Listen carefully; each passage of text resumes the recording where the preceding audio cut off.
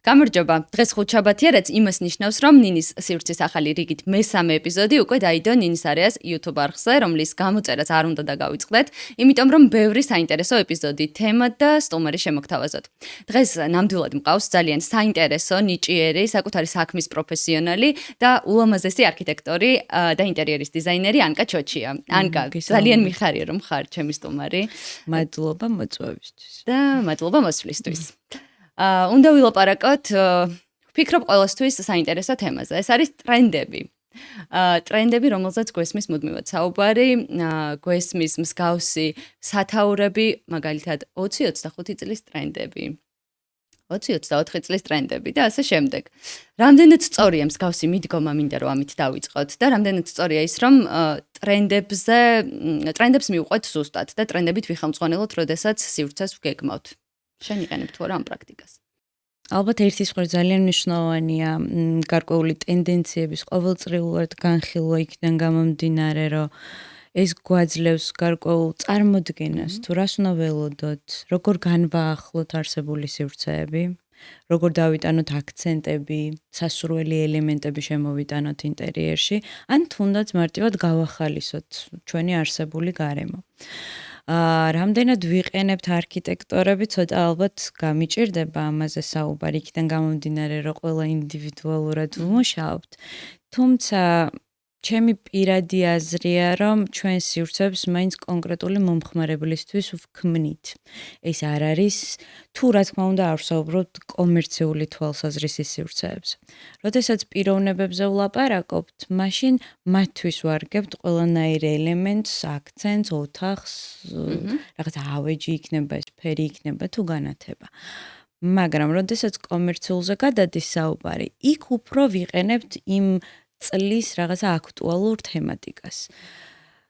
ამის ჩასვლაც შეგვიძლია რეალურად, იმიტომ რომ კომერციული თვალსაზრისითაც გააჩნია რისთვის ქმნის სივრცეს.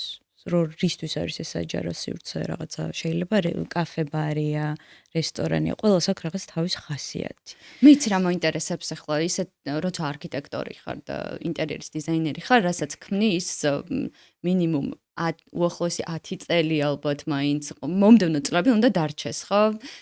თუ ამ წლის ტრენდებით იხელმძღვანელებ, მაშინ როგორ უნდა მოარგო ისე, რომ შემდეგ წლებშიც ეს იყოს აქტუალური მოსაწონი და მოდურიც, რა ვიცი, თუ ტრენდებზე ვსაუბრობთ. უხეშად რომ ვთქვა, რეალურად ეს ტრენდები გარკვეულ პერიოდში ერთხელ ისედაც ტრიალებს. რაღაცა 8 წლის წინაც წლევანდელი ტენდენცია იყო დაახლოებით. წლევანდელი ტენდენცია ჩემთვის ყველაზე საყვარელია, იმიტომ რომ ბუნებრივ მასალებზე და რაღაცა ბუნებრივ ფერებზე აკეთებს აქცენტს. მოდი აქვე ვთქვათ, მაშინ რა არის წლევანდელი ტენდენცია, რაზე შეგვიძლია ვისაუბროთ? წლევანდელი ტენდენცია უფრო გულისხმობს რაღაცა ნატურალური ხის მასალის გამოყენებას. ნატურალურ ფერებს, როგორც არის ბუნების ფერებს, რასაც ვეძახით, აი მაგალითად ბეჟი, მიწისფერი, ყავისფერი, რაღაცა ცოტა ჩამქრალი მწვანე ტონალობა. ისინი ის ფერები და ის ტონალობები, რაც ალბათ ბუნებასთან ასოცირდება. ჩემთვის ძალიან საყვარელია ეს თემატიკა, ძალიან კარგად ვგრძნობა ამ ყველაფერში თავს. თუმცა ეხა ვერ ვიტყოდი, არსებობს ადამიანების გარკვეული კატეგორია, რომელსაც პირიქით უყვარს ძალიან რაღაცა აქტუალური ფერები და ვერ ვიტყვით რა, რომ იმიტომ რომ კონკრეტულ წელს ეს ტენდენცია, ის ამას ვერ გამოიყენებს. შეგიძლიათ რაღაცა ნაზავით შექმნათ. წელს საკმაოდ აქტუალურია უკვე ის რაღაცა მიმართულება, სადაც ინდივიდუალიზმს ესმევა ხაზი და რაღაცა ამ სხვადასხვა სტილისტიკის მინარევს ვქმნით გარკვეულწილად ეკლექტიკას. იცი რა მოინტერესებს, თვითონ დამკვეთები რამდენად მიყვებიან ამ ტენდენციებს, ანუ დაკვეთას იძლევიან ტენდენციების მიხედვით და შენგან ითხოვენ ამის შესრულებას, თუ შენ მოგანდობენ გემოვნებას, თუ აქვთ რაღაცა საკუთარი ხედვები. განსხვავდება ალბათ ამის მიხედვით დამკვეთი? ხშირ შემთხვევაში, ყოველ შემთხვევაში ჩემ პრაქტიკაში ესე სხვებს გამიჭირდება საუბარი. ხშირად ხდება, რომ დამკვეთებს აქვთ უფრო ტექნიკური ხასიათის მოთხოვნები და ეს ტენდენციები ყოველწლიურად უფრო აისახება ახალ გამოსულ პროდუქციაზე. იქნება ეს ავეჯი, იქნება ეს რაღაცა დეკორატიული ნივთები თუ რა. და აი ამ რაღაცა გათანამედროვებულ სიახლეებში, როდესაც ტრიალებ, გინდა არ გინდა გიწევს, რომ რაღაცა ელემენტები მაინც შეიტანო, იმიტომ რომ წელს რაღაცა პირობითად ვამბობ, ეს ქოთნებია მოდაში და რაღაცა შესაბამისად გვიწევს, რომ რაღაცა მსგავსი ტიპის ელემენტებში ვიტრიალოთ. ერთმანეთთან მიმსგავსებულ. თუმცა დამკვეთის მოთხოვნა ხშირ შემთხვევაში არ არის ის, რომ მოდი ახლა აი რაღაცა ულტრა თანამედროვე წლევანდელი ტენდენციებით მოვაწყოთ სახლი. ეს უფრო ეხება ხოლმე იმ დეკორაციებს და იმ ნივთების განლაგებას, რომელსაც სახლში ვანთავსებთ. ეს შეიძლება დღეს შეიძლება მხოლოდ მაგიდა გამოცვალო, ხვალ რაღაცა კონკრეტულ თაროზე იყოს საუბარი და ასე შემდეგ. ძირითადად დაგეგმარების პერიოდში ყოველთვის ტექნიკური მახასიათებლები, სივრცის გადანაწილება, სწორი დაგეგმარება, სწორი თქვენთვის არსებული რაღაცა სასურველი ფერების კატალოგის შერჩევა. იმიტომ რომ ჩვენ სივრცეებს არა მხოლოდ სტილისტიკურად განვასხვავებთ, არამედ ასაკობრივადაც სხვადასხვა ჩვენი რაღაცა ზონა თუ სივრცე თუ მართლა ოთახი არ ვიცი, სადაც ვიმყოფებთ. რა სახლში ყოველ შემთხვევაში, სადაც გრძნობთ თავისუფლად თავს და კომფორტულად. და როდესაც ვიძახეთ ხოლმე სიტყვა კომფორტს, ყველასთვის ეს არის რადიკალურად ინდივიდუალური. ანუ ვიღაცისთვის მართლა რაღაცა მუქი შავი ტონები შეიძლება იყოს და მეორესთვის მაგალითად სულ თეთრი. გააჩნია და ვცდილობთ აი ამის დაბალანსებას. ასევე ვცდილობთ, რომ რაღაცა ჩვენი ხასიათით შევიტანოთ ინტერიერში, რომ მაგალითად რაღაცა საინტერესო აქცენტი გაჩნდეს და ეს არ იყოს უბრალოდ კარგად გარემონტებული სახლი, არამედ მისთვის რაც მას ვერ წარმოედგინა, ან ვერ ხედავდა თავის დროზე, ისე დავანახოთ მისთვის ასურველი სივრცე. ეს ხშირ შემთხვევაში არ გულისხმობს საერთოდ, რომ მე შეგიცვალო და ანუ სხვა ფერებისკენ წავიყვანო და ანუ სხვა ფორმატი მივიღოთ რა. უბრალოდ ხასიათს როგორც კი გაიცნობ ადამიანისას, მე ძალიან მარტივია რომ სწორად შესთავაზო რაღაცა აქცენტები. Red flag-ები, როგორც ესეთი თუ გაქვს, რაღაც დამკვეთს და კონკრეტული მოთხოვნა აქვს და არსებობს თუ არა ისეთი მოთხოვნა, რასაც შენ არ შეასრულებ არასდროს. კარგი, საინტერესო კითხვა. მაქვს red flag-ები. ალბათ რამოდენიმე სახის არის. ერთი არის ტექნიკური ხასიათის, რომ არ მიყვარს, როდესაც რაღაცაზე ვთანხმდებით და ყველაფერი, ყველანაირი ინფორმაცია შენთვის მოწოდებული იყო და გარკვეული იყო და ბოლო წამს ცული რაღაც კონკრეტულ გადაწყვეტილებას და რაღაცნაირად მე მთელი სურათი იცვლება. ის პრობლემა არ მაქვს, რომ ეს რაღაც ელემენტი შევცვალოთ, მოდი ესე დავარქმევ. ის პრობლემა მაქვს, რომ აღიქვავ, რომ ეს თითქოს არაფერია. და ამას ძალიან ბევრი შრომა ჭირდება და კიდევ რაღაცა ცვლილებები, რაც რა თქმა უნდა, რომ არავის არ მოგწონს. და ეს რა თქმა უნდა, რომ ალბათ ბევრისთვის იქნება რაღაცა ხელისშემშლელი ფაქტორი. არა მხოლოდ ხელისშემშლელი ფაქტორი, არამედ რაღაცა მიღებული გამოცდილება. რომ პრაქტიკაში ხდება ხოლმე. და მაქვს კონკრეტულ სტილისტიკაზე, რომელზეც ვერ ვმუშაობ. არა იმიტომ, რომ არ მომწონს ან არ მინდა, უბრალოდ ჩემი კრეატიული მიმართულება ამ რაღაცა ელემენტებს მაინც სხვა სტილისკენ გადაყავს. რამდენად კონკრეტულად მაინც არ მინდა, იმიტომ რომ მართლა ძალიან მომწონს, არ ვაფასებ და ეს ესთეტიური თვალსაზრისით ვგიჟდები მართლა ისე მომწონს გარკვეულ სივრცეებში. უბრალოდ, როდესაც მე მთხოვენ ამ კონკრეტულ რაღაცა ხასიათში მუშაობას, ძალიან მიჭირს იქიდან გამომდინარე, რომ ჩემი ინდივიდუალური მე ცოტა სხვა სტილს მკარნახობს. აი მაგალითად იმ სტილს, რომელიც ეხლაა ტენდენციაში. და ამიტომ მეტნაკლებად მაინც იქითკენ შინაგანად მიმყავს და ძალიან ვწვალობ. და მივხვდი, რომ არ ღირს წვალებად. მე ახლა ვისაც ვესაუბრებ ინტერიერის დიზაინერებს და არქიტექტორებს, მივხვდი ერთ მარტივ ფორმულას თქვენთან როგორ ხდება ანუ ურთიერთობა. ძირითადად დამკვეთს ყოველთვის აქვს წინასწარ წარმოდგენა, ვისთან მიდის. და შესაბამისად იცის შენი გემოვნება, დაახლოებით წარმოდგენა აქვს რა უნდა გააკეთდეს და ამის შემდეგ ხდება უკვე მოლაპარაკება.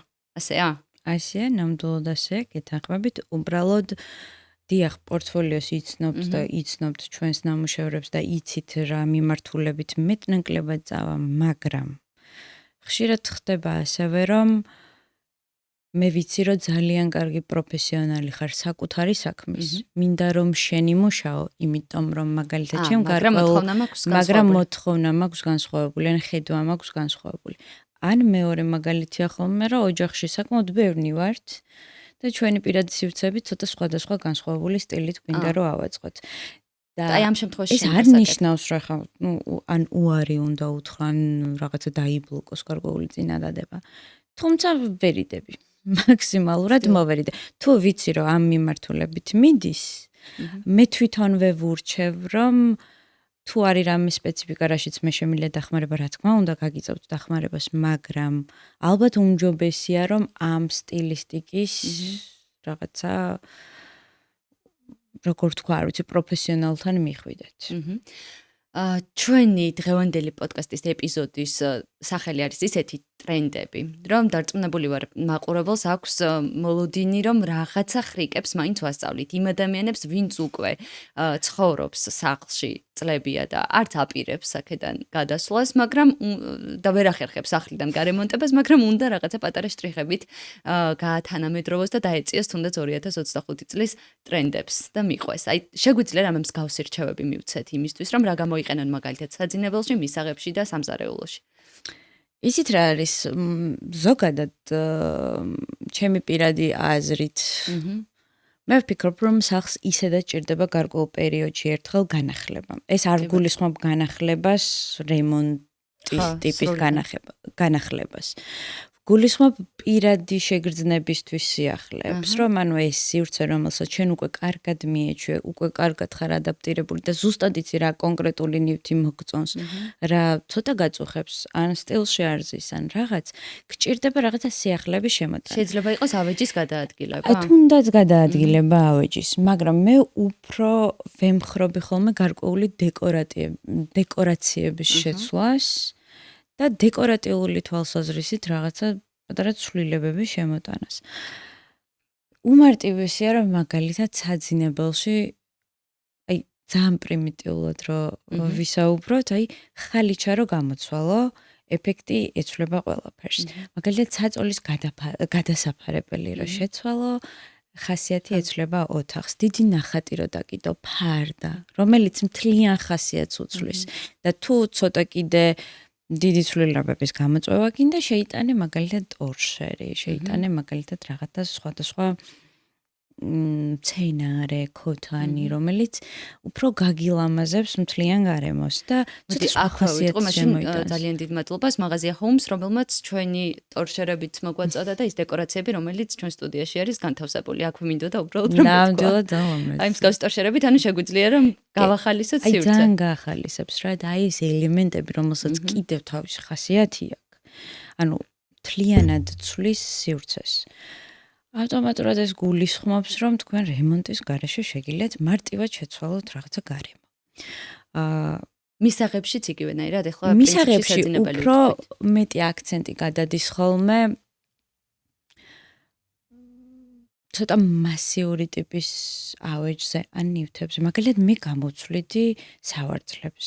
თუ სიახლე მინდა, გამოვცვლიდი ხალიჩას, ყავის მაგიდას, ან დამატებით დამხმარე მაგიდას, სანათებს შემოვიტანდი, იმიტომ რომ მე ძალიან მიყვარს ტორშერის ტიპის სანათის ხასიათი მიყვარს, ანუ ზევითაც შეგიძლია მიმართო და ქვევითაც ცოტა სხვა ხასიათს გაძლევს.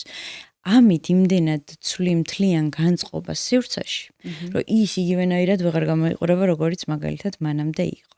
და ბიუჯეტის ნაწილშიც საკმაოდ გაცილებით მცირე გავლენა აქვს, ვიდრე რემონტს ან მთლიანად ყველაფრის გადაკეთებას. ხშირად ვიძახით ხოლმე, რომ რაღაცის შეცვლა, ანუ არსებულის შეცვლა, მართლა ძალიან მარტივია, თუ რემონტს არ უკავშირდება რაღაც, რომ გადაღებო, დეკორატიულად შელესო, ან ნახატით დაფარო. ანუ ძალიან ბევრი საშუალებაა, რომ შევნიღბოთ არსებული გარემო. ეს არ ნიშნავს, რომ რა თქმა უნდა ყველაფერს გადავაკეთებთ, თუ ისეთი რაღაცა ტექნიკური საკითხი არ მოგწონთ, ეს სხვა რამა, მაგრამ თუ ვისაუბრებთ მაგალითად პრიმიტიულად, რომ უბრალოდ აი რაღაცა მომბეზრდა, ან ძალიან თეთრია, ან ძალიან მოსაწყენი გახდა ჩემთვის, იმიტომ რომ მაგალითად 5 წელი, 10 წელი მაქვს ამ სივრცეში გატარებული, ეს არის სუპერ მარტივი გზა, რომ შევცვალოთ მსგავსი ტიპის აქცენტები. ყველაზე უცნაური მოთხოვნა დამკვეთისგან რა გახსენდება? და ასევე მაინტერესებს ყველაზე კრეატიულიც. თუ შეგიძლია რომ ასეთი ორი გამოყო. კრეატიულები ბევრი მაიხსენდება, იმიტომ რომ ძალიან ბევრი პროექტი გვაქვს გაკეთებული, სადაც მე თვითონაც ისეთ რაღაცები მაქვს რაღაცა პროცესში ნასწავლ გაკეთებულ შექმნილი, რომ აი მეც არ მიფიქრია, რომ ხა მე მაგ წერტილამდე მივიდოდი. ყველაზე კრეატიულები ალბათ მაინც უკავშირდება რაღაც აქცენტებს. ან რაღაცა ძირითად ხასიათს. ვაუ, ყოფილი რა კარგი იდეა. რა საინტერესოა, იმიტომ რომ აი ამას ძალიან დიდი ინტერესით შევქმნიდი და გავაკეთებდი. ეს ხანდახან მასალაა, ხანდახან გეომეტრიული ფორმაა. ორივე პრაქტიკაში ყოფილა. ხოლო რა შეეხება უცნაურს? იმ ნაწილს, რომელზეც საუბრობთ, რომ არის უცნაური. მე არ ვიცი, ძალიან ბევრი რაღაცები მეუცნაურება ხოლმე, მაგრამ მართლა არ მინდა დასახელება და გეტყვით რატომ, იმიტომ რომ აბსოლუტურად შევდივარ იმ ადამიანების მდგომარეობაში და ვიაზრებ, რომ მათი ცხოვრების სტილისთვის ეს არის ძალიან ჩვეულებრივი ნორმა. მეც ესე ვიქნებოდი. არ აქვს მნიშვნელობა კონკრეტულ რასაკითხზე ეხება, ხა აი მაგალითად, ცხოველი თუ ყავს, იცი რომ სხვადასხვა კუთხე დაგჭირდება. სახლში გვედგა ჩვენც რაღაცა პერიოდი ძაღლის, რაღაც თავის სახლი ქონდა, თავის ეზო ქონდა და ასე შემდეგ სახლშივე მოძღვებილი. ანუ ეს ერთის მხრივ ცოტა უცნაურია სხვისთვის შესახედად, მაგრამ ანუ ჩემთვის იყო ნორმა. მათთვისაც ის მოთხოვნები, მაგალითად, რაც მომისმენია და ყოფილა, აბსოლუტურად ვთვლი, რომ მათ მდგომარეობაში რომ ვიყო, ძალიან მეც მენდომებოდა. თუ შესაძლებლობა და სურვილი ხელს მიწყობს, რატომაც არა მექნებოდა. არ გინდა რომ დავასახელო? არა, იმიტომ რომ პირველი რომ ყველა თავის თავს ამოიცნობს. და მეორე რომ მართლა არ ვფიქრობ, აი გულწრფელად არ ვფიქრობ, რომ ეს არის რაღაც ძალიან უცნაური და აი უცნაურობა ჩემთვის ცოტა ასოცირდება უარყოფითი კონტექსტი აქვს. არ ვიცი რატომ. მაგრამ ხო, ცოტა უარყოფით კონტექსტში აღვიქო, საერთოდ არ ნიშნავს ამ დროს, რომ ვთქვათ ეს ყველაფერი უარყოფითია და მათ თვითონაც რომ გეურთიერთობებიან და იციან, რომ მაგალითისთვის ვიძახი, რომ აი ვიცი, რომ ხა ძალიან უცნაური რაღაც უნდა გკითხო, მაგრამ მინდა რა ეს ჩემთან, რომ აი ეს ოთახი მქონდეს პირობითად ვამბობ. და როცა მათ მდგომარეობაში შედიხარ, აბსოლუტურად ნორმალურად აღვიქვა უკვე იმ რეალობას, რომ ხო, მისთვის ეს პირიქით რა, ანუ ძალიან აბედნიერებს და დღეს ულამაზებს და რატომაც. კარგი, მაშინ ესე კითხავ, შეცდომები, რომელსაც ხშირად უშვებენ. Play safe. აი რაღაცა სადა ფერებში, აბსოლუტურად სადა ბინები, რომელიც ყველამ ვიცით, რომ არაფერს არ გავაფუჭებ და არაფერს არ დავაშავებ. ალბათ ყველა უშვებთ. ეს არის აი რაღაცა უსაფრთხო თამაშის იმიტაცია არის ჩემთვის ყველაზე ისეთი. ისეთი უფრო ტექნიკური შეცდომები შეგვიძლია გამოვყოთ, რა შეიძლება იყოს. ტექნიკურს ვერ გავიხსენებ იქიდან გამომდინარე, რომ ყველაფერი ისეთი გათვლილი გვაქვს ხოლმე, რომ სად როგორ გამოძრავდებით იმის და მიხედვით არის. არა, მოთხოვნის მიხედვით ვამბობ, მე არ ვამბობ შენს მოთხოვნაზე. ან უკვე შესრულებულ ნამუშევარში დაშვებული შეცდომები, არა შენს მიერ გაკეთებულში, არამედ სხვა პროექტი, როდესაც გინახავს. სხვა პროექტები გიქნება ძალიან ბევრი ფოტოსურათი ნანახი, რომ შეიძლება უნიტაზი კიბეზე იყოს და რაღაცა მსგავსი ტიპის შეცდომები. ნუ ეხლა მაგაზე არ ვსაუბრობ, რა თქმა უნდა. აი შენთვის რა არის, რა ამას გულისხმობ მე. ალბათ ჩემთვის პირველი რაც მოდის ხოლმე გონებაში, რომ როდესაც ხშირად პრაქტიკაში ესე ხდება, რომ გარკვეულ მონახას გეგმარებას ან რაღაცა წარმოსახვას უკვე არიან ბინას რომ მყიდულობთ, იქ უკვე არის გეგმარება. რაღაცა ეს გეგმარებითი დავალებებში ხშირად ვხვდებით ხოლმე ტექნიკურ შეცდომებს, რომ შემოდიხარ სახლში, გჭირდება რაღაც არეალი ჰოლის ნაწილში, რომ აღიქვა სათხარ.